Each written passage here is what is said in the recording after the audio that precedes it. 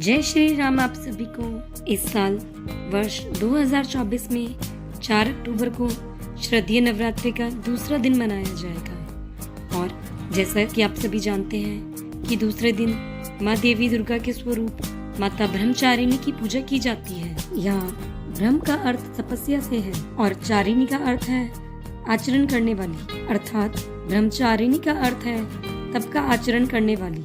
माँ दुर्गा का यह स्वरूप भक्तों और साधकों को अनंत फल देने वाला है। इनकी उपासना से तप, त्याग, वैराग्य, सदाचार और संयम की वृद्धि होती है। देवी का यह रूप पूर्ण ज्योतिर्मय और अत्यंत भव्य है। इस देवी के दाएं हाथ में जप की माला है और बाएं हाथ में यह कमंडल धारण किए है। दूसरे नवरात्रि के दिन माता के इस स्वरूप की पूजा में देवी ब्रह्मचारिणी की कथा भी अवश्य पढ़नी चाहिए। तो आइए जानते हैं। पौराणिक कथा के अनुसार पूर्व जन्म में इस देवी ने हिमालय के घर पुत्री रूप में जन्म लिया था और नारद जी के उपदेश से भगवान शंकर को पति रूप में प्राप्त करने के लिए घोर तपस्या की थी। इस कठिन तपस्या के कारण इन्हें तपश्चारिणी अर्थात ब्रह्मचारिणी नाम से अभिहित किया गया।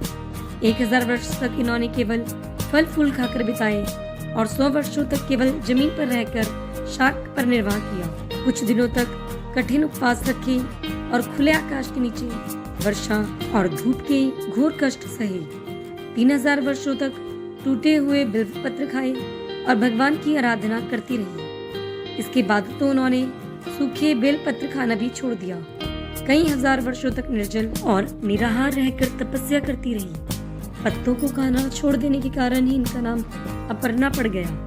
कठिन तपस्या के कारण देवी का शरीर एकदम क्षीण हो गया। देवता, ऋषि, सिद्धगण, मुनि सभी ने ब्रह्मचारिणी की तपस्या को अभूतपूर्व पुण्य कृत्य बताया, सराहना की और कहा, हे देवी, आज तक किसी ने इस तरह की कठोर तपस्या नहीं की है। यह तुमसे ही संभव थी। तुम्हारी मनोकामना परिपूर्ण होगी और भगवान चंद्रमौली शिव जी तुम्हें पति रूप में प्राप्त होंगे। अब तपस्या छोड़कर घर लौट जाओ। जल्दी ही तुम्हारे पिता तुम्हें बुलाने आ रहे हैं। माँ ब्रह्मचारिणी देवी की कृपा से सर्व सिद्धि प्राप्त होती है। दुर्गा पूजा के दूसरे दिन देवी के इस स्वरूप की उपासना की जाती है। इस कथा का सार ये है कि जीवन के कठिन संघर्षों में भी मन विचलित नहीं करना चाहिए। जय हो माता ब्रह्मचारिणी की, जय हो माता दुर्गा की।